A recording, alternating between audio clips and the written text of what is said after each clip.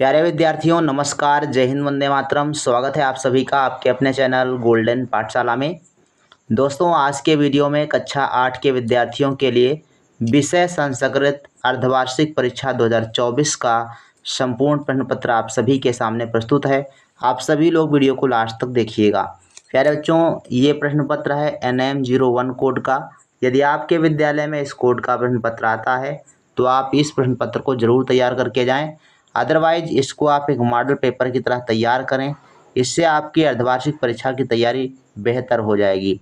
तो आइए बच्चों, देखते हैं। सबसे पहले समय आपका दिया गया है 2.5 घंटे और पूर्णांक यहाँ पर आपका रहेगा 50। तो पहला प्रश्न बच्चों दिया गया है, नीचे लिखे गद्यांश का संदर्भ सहित अर्थ लिखो। ये जो गद्यांश आप देख पा रहे हैं इसको हिंदी में लिखना है, संस्कृत में दिया गया है।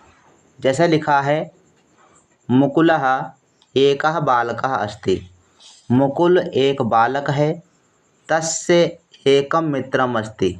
उसका एक मित्र है। तस्य नाम सतीशः अस्ति। उसका नाम सतीश है। एकदा सतीशस्य जननी ज्वरेण पीड़िता अभवत्। एक बार सतीश की माँ बुखार से पीड़ित हुई। सा अवदत्, और बोली, भो सतीशा गच्छ वैद्यम आनय। हे सतीश, वैद्य को बुला लाओ। सतीशो अवदत्, सतीश बोला। सतीशो अवदत् का मतलब सतीश बोला, अयम में क्रीडनस्य कालः। यह मेरे खेलने का समय है। क्या बोला? यह मेरे खेलने का समय है। मम मित्राणि आगच्छन्ति। मेरे मित्र आते होंगे। अहम क्रीडनार्थम गच्छामि। मैं खेलने के लिए जाता हूँ। इति उक्तम सा बहिः अगच्छत। ऐसा कहकर वो बाहर चला गया। तो ऐसे जो है इसका अर्थ आप लिख दीजिएगा। दूसरा प्रश्न दिया गया है, निम्न में से किसी एक पद्यांश का संदर्भ सहित अर्थ लिखो। इसमें 2 श्लोक दिए गए हैं, का और खा। किसी एक का हिंदी अर्थ आपको लिखना है। जैसे का जो है दिया गया है, काका कृष्णा पिका कृष्णा को भेद पिक काकयोः।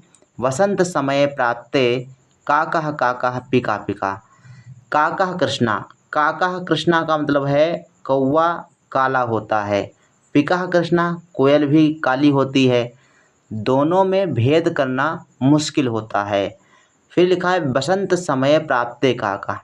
लेकिन जब बसंत का समय आता है तो कोयल और कौवे में भेद आसानी से समझ आ जाता है।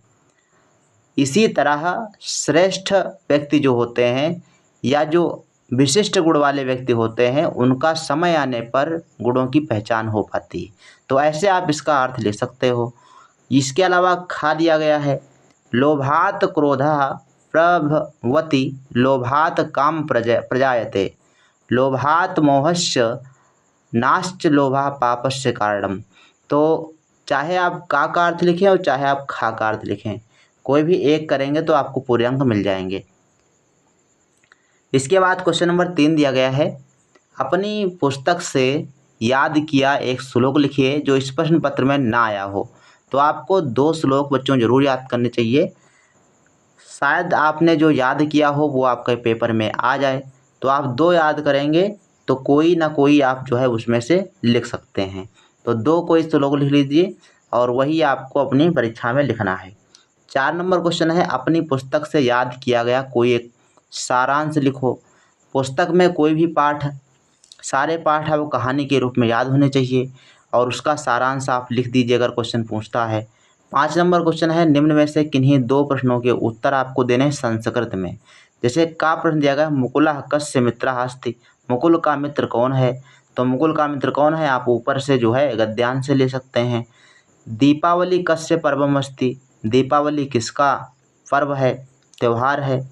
कृषकाः क्षेत्राणि केन वर्षन्ति। तो इन प्रश्नों के उत्तर जो है आप अपनी किताब से ढूंढ लीजिएगा या फिर आप गाइड का सहारा ले सकते हैं। 6 नंबर प्रश्न है, निम्न में संधि विच्छेद करो। तो विद्यालय का संधि विच्छेद क्या हो जाएगा? विद्या धन आलय। विद्यालय का जो संधि विच्छेद क्या हो जाएगा? विद्या और धन आलय। ठीक। ठीक, तो हो जाएगा विद्यालय। इसके अलावा तथैव, तथैव को आप कर सकते हो तथा धन एव, तथा धन एव, तथा धन एव नहीं होगा, तथा धन एव हो जाएगा। ठीक है भैया, तथा धन एव, ये वाला ऐसे आप बनाइएगा, तथा धन एव हो जाएगा। पुस्तकालय, पुस्तक धन आलय, ऐसे आप बना दीजिएगा।